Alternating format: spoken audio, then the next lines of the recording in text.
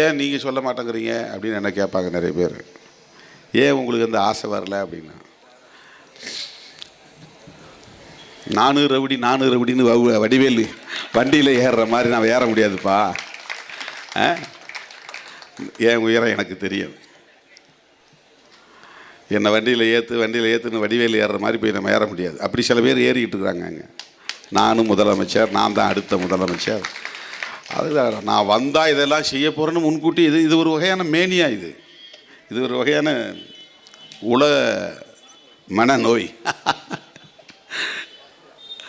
அதை கொஞ்சம் மாற்றி சொல்லலான்னு பார்த்தா அண்ணன் கரெக்டாக சொல்கிறாரு.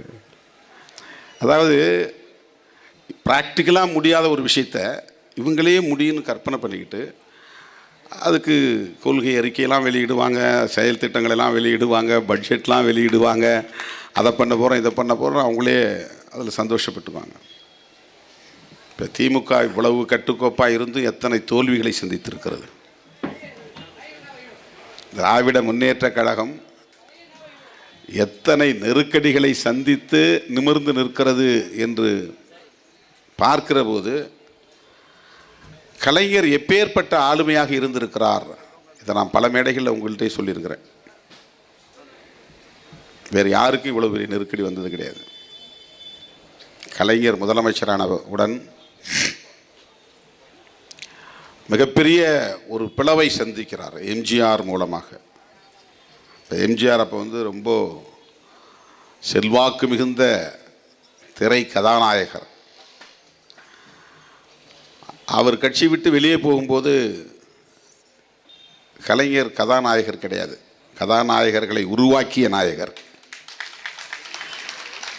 பல கதாநாயகர்களுக்கு வசனம் எழுதி கொடுத்து புகழை ஈட்டி தந்தவர். ஆனால் அதை எதிர்கொண்டு கட்சியை தூக்கி நிறுத்தினார் 12 ஆண்டுகள் போராட்டத்திற்கு பிறகு. அண்ணன் வைகோ கட்சி விட்டு போனார்.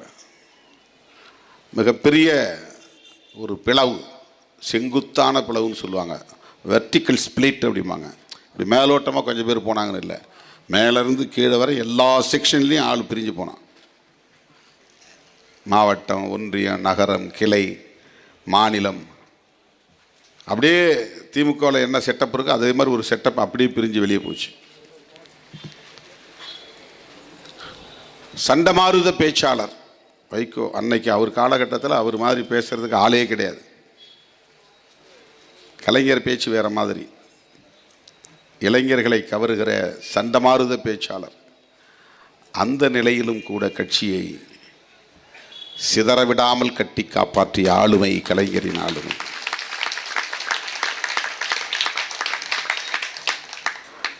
இது இல்லாமல் 76 மிசா, 91 ராஜீவ் படுகொலை, இது ரெண்டும் மிகப்பெரிய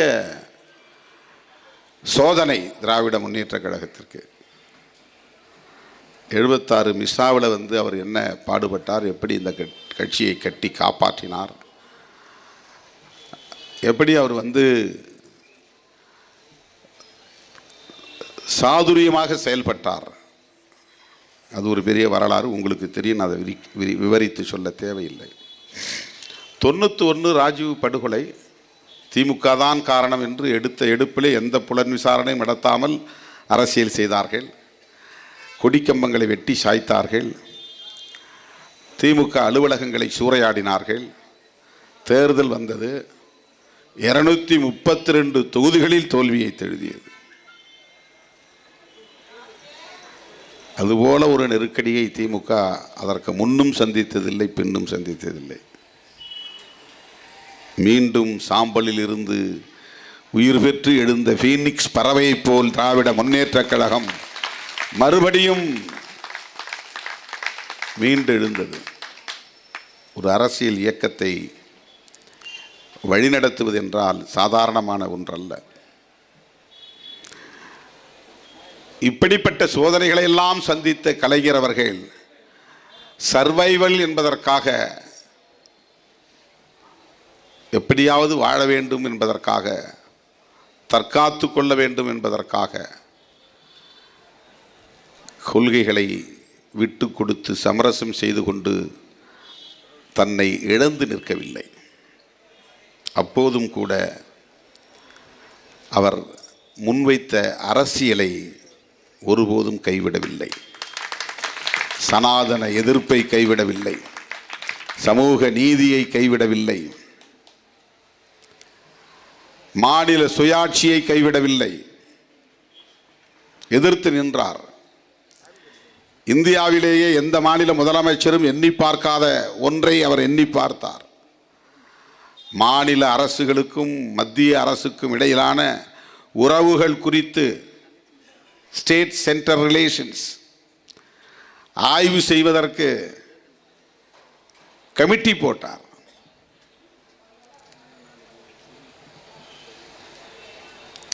ஜனார்த்தனன் கமிட்டி. எந்த மாநில முதலமைச்சரும் அப்படி சிந்திக்கவில்லை. ஸ்டேட்டுக்கும் சென்டருக்கும் என்னையா ரிலேஷன்ஷிப்பு, கான்ஸ்டிடியூஷன் என்ன சொல்லுது, அதை ஆய்வு பண்ணி எனக்கு ஒரு அறிக்கை கொடு. இந்தியாவிலேயே முதல் ராஜமன்னார், மன்னிக்க வேண்டும், ராஜமன்னார் கமிட்டி. அண்ணன் கரெக்டாக சொன்னாங்க. இப்போ அண்மையில் இறந்து போனவர் ஜனார்த்தனம், அவர் பேக்வர்ட் கிளாஸஸ்க்காக போடப்பட்ட கமிட்டி, ராஜமன்னார் குழு.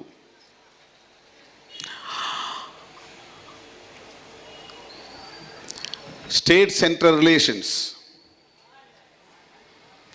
இது பெரும்பாலும் மத்திய அரசை பகைச்சி யாரும் விரும்ப மாட்டாங்க. ஏன்னா கான்ஸ்டிடியூஷனில் 356 உறுப்பு, ஆர்டிக்கிள் 356, ஆட்சியை கலைச்சிட்டு போயிடுவாங்க ரொம்ப ஈஸியாக. அதனால் எதுக்கு அவங்களோட சண்டை போட்டுக்கிட்டு அவங்கள்ட்ட ஏன் பிரச்சனை பண்ணிக்கிட்டு, அப்படியே அவங்களோட அட்ஜஸ்ட் பண்ணி போவோம் அப்படிங்கிற மனநிலை தான் அந்த காலத்தில் இருந்தது. ஆனால் எதிர்த்து நின்றார். மாநில அரசுகளுக்கான உரிமைகளில் மத்திய அரசு தலையிடக்கூடாது. குடியரசு தினத்திலும் சுதந்திர தினத்திலும் ஆளுநரே என்ன கொடியேற்ற வேண்டும், முதலமைச்சரும் கொடியேற்ற வேண்டும். கேட்டவர் கலைஞர். இன்றைக்கு எல்லா மாநில முதலமைச்சர்களும் ஒரு நாள் சுதந்திர தினம் என்று கருதுகிறேன், முதலமைச்சர் கொடியேற்றுகிறார்கள் கோட்டையில். அந்த உரிமையை மீட்டு தந்தவர் கலைஞர். கட்சிக்கு அவ்வளவு நெருக்கடிகள் இருந்த சூழலிலும் கூட டெல்லியில் ஆட்சியில் இருப்பவர்களோடு சண்டை போடுகிற அந்த ஃபைட்டிங் நேச்சர், சண்டை போடுகிற துணிச்சல், மாநில அரசுகளுக்கான உரிமைகளை இழந்துவிடக்கூடாது என்கிற அந்த போர்க்குணம். அண்ணா இறந்த பிறகு கழகத்தை அவர் தலைமையேற்ற போது 5 முழக்கங்களை அவர் முன்வைக்கிறார். அண்ணா வழியில் அயராது உழைப்போம். நாங்கள் அண்ணாவை எங்களுடைய கொள்கை ஆசானாக ஏற்றுக்கொண்டோம். அவர் என்ன வழியில் போனாரோ அந்த வழியில் நாங்கள் பாடுபடுவோம். தனக்குன்னு எந்த வழியும் கிடையாது, நாங்கள் அவரை பின்பற்றுவோம். ஆதிக்கமற்ற சமுதாயத்தை அமைத்தே தீருவோம். அவர் எப்படிப்பட்ட பார்வை உள்ளவருங்க, அதை புரிஞ்சுங்க. எந்த ஆதிக்கமும், ஆணாதிக்கம் கூடாது, சாதி ஆதிக்கம் கூடாது, மத ஆதிக்கம் கூடாது, மத்திய அரசு ஆதிக்கம் கூடாது, முதலாளித்துவ ஆதிக்கம் கூடாது, எவனும் இன்னொருத்த மேலே ஆதிக்கம் செய்யக்கூடாது. டாமினன்ஸ், உயர்ந்த சாதி அப்படிங்கிற ஆணவம் இருக்கக்கூடாது, ஆண்கள் என்கிற ஆணவம் இருக்கக்கூடாது, முதலாளிகள் என்கிற ஆணவம் இருக்கக்கூடாது, டெல்லி அரசு என்கிற ஆணவம் இருக்கக்கூடாது. அதை எதிர்ப்போம். ஆதிக்கமற்ற சமூகத்தை அமைத்தே தீருவோம்.